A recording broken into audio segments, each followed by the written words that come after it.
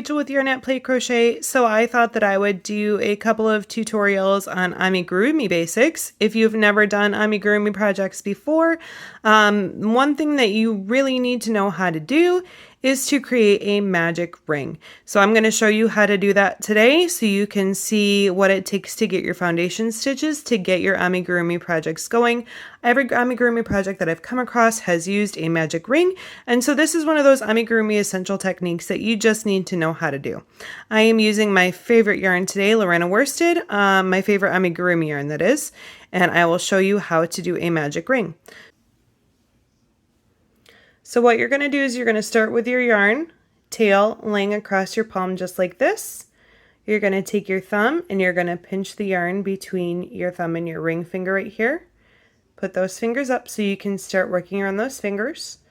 Take the yarn from the front to the back and then loop it across to make an X shape. And then take the yarn and just slide it between your pinky and your ring finger right there. So that is what it's going to look like. It might seem a little complicated. I promise it's not. Once you're actually doing it, and I can show you again one more time so you can see, doing it nice and slow. Lay your tail across your palm. Pinch your yarn between your thumb and your ring finger. And then you're going to take this around the back of your fingers and up across to create an X on the front of your fingers. And then take this yarn down and put it just out of the way between your pinky and your ring finger. And that's how you get started to start your magic ring. Then you're going to take your crochet hook, put it underneath this front loop here, and then hook this yarn and pull it through. And just like that. Then you can kind of slide your fingers out, holding on to the yarn. And this is your working yarn here. So we want to grab our working yarn, yarn over, and just do a chain to secure it. And now you have your magic ring. So you can do however many stitches you need to into this magic ring. So with amigurumi, oops, sorry about the camera shaking there.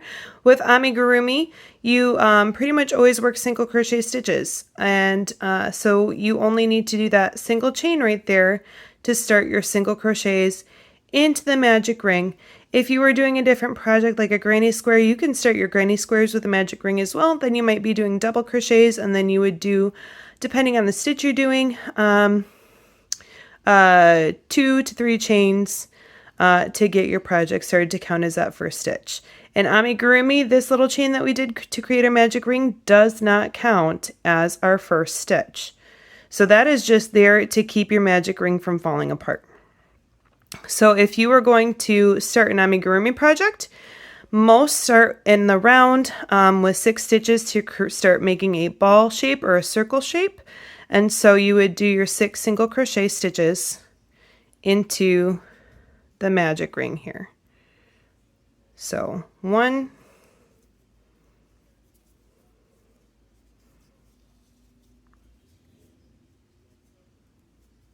2,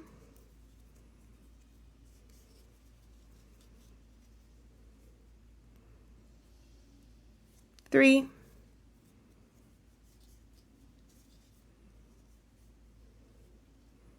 4, almost went to do a double crochet there, 5, and 6.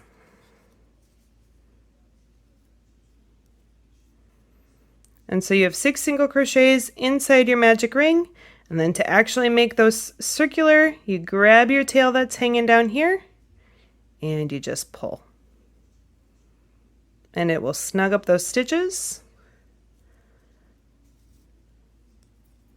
turn them into a nice little circle, pulling that tail nice and tight. And now you have no gaps at all in the center of that ring. and you are free to continue to crochet on your work in the round. Amigurumi projects are actually not worked in the round. Technically, they are worked in a spiral. So if I was doing an amigurumi project, I would not slip stitch to join and then chain one. What I would do is I would just go straight into that next stitch and keep working my circle. Just like that.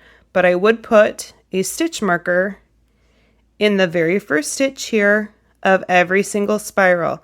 That way you don't get lost, you don't lose count of your stitches, you know exactly what you're working and where you are at in your pattern. So that is how to do a magic ring. I hope that was helpful. If you found this helpful, go ahead and subscribe to my page for more tutorials. We have yarn reviews, yarn hauls, tutorials, and all kinds of fun crochet things going on. And if you want more content like this, be sure to give this video a thumbs up. That way more people can see it and we can continue to grow our little community here at Yarn Play Crochet. All right, thanks so much for watching, everyone. I hope you have a great rest of your day. See you next time.